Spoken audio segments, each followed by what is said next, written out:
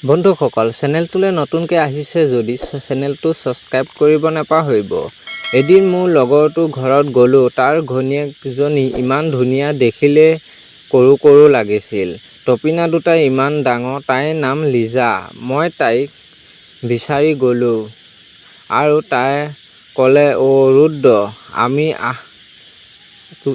তুমি আহা, কিবা কথা আছিল।" মই ক'লোঁ, "ৰূপম আছেনে?" তাই ক'লে, "তেওঁতো কালিয়ে গুৱাহাটী গ'ল এমাহৰ বাবে।" "কিয়, কিবা কথা?" মই ক'লোঁ, "নাই, এনেই আহিলোঁ টাইম পাছ কৰিবলৈ।"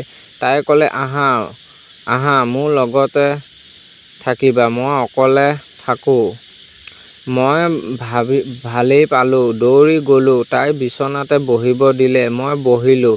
তাই চাহ দিলে, খালোঁ আৰু বহুত কথা পাতিলোঁ। তাই ক'লে, "মোৰ মূৰটো বহুত বিষাইছে।" মই ক'লোঁ, "বেয়া নোপোৱা যদি মই মালিচ কৰি দিওঁ।" তাই ক'লে, "পাৰিবা?" মই ক'লোঁ, পাৰিমতো।" তাই ক'লে, "আহা নহ'লে দিয়াহি।" মই লাহে লাহে তাইৰ মূৰটো মালিচ কৰা চলেৰে দুটা টিপি দিলোঁ আৰু তাই জোৰকৈ চিঞৰি উঠিছিল, "আহ, তাই ক'লে, "কিবা ক'বা?" মই ক'লোঁ, "কিবা মানে?" তাই ক'লে, "মোক চুদিবা।" মই ক'লোঁ, "ব'লা।" থিয়হি চুদিলোঁ। তাই মজা পাই চিঞৰি উঠিছিল, "আহ।"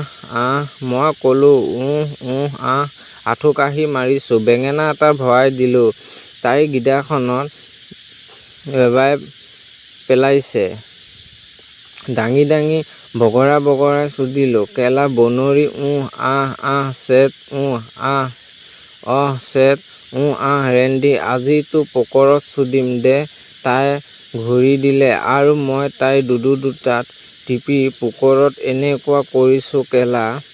তাই ক'লে, "মোৰ গিদাখন চেলেকি দিয়া।" মই তাইৰ নুনুখন চেলেকি দিলোঁ আৰু তাই মোৰ ক'লা মস্ত মগলা কণীটো চুপি দিলে। আহ, ছেট, আহ, মোৰ পানী ওলাব এতিয়া। তাই ক'লে, "মোৰো পানী ওলাই গ'ল" আৰু ময়ো পানী উলিয়াই দিলোঁ। ইচ, তাইৰ মালখনদি কেলা টোপ কৈ পানী ওলাই পৰি আছে। বন্ধুসকল, আমাৰ পানী ওলাই গ'ল। 2 ঘণ্টা কৰিলোঁ। বন্ধুসকল, আপোনালোকে কিমান কৰে ক'বচোন কমেণ্ট কৰি। নেক্সট কাহিনীটো শুনিবলৈ চেনেলটো ছাবস্ক্ৰাইব কৰিবলৈ নাপাহৰিব।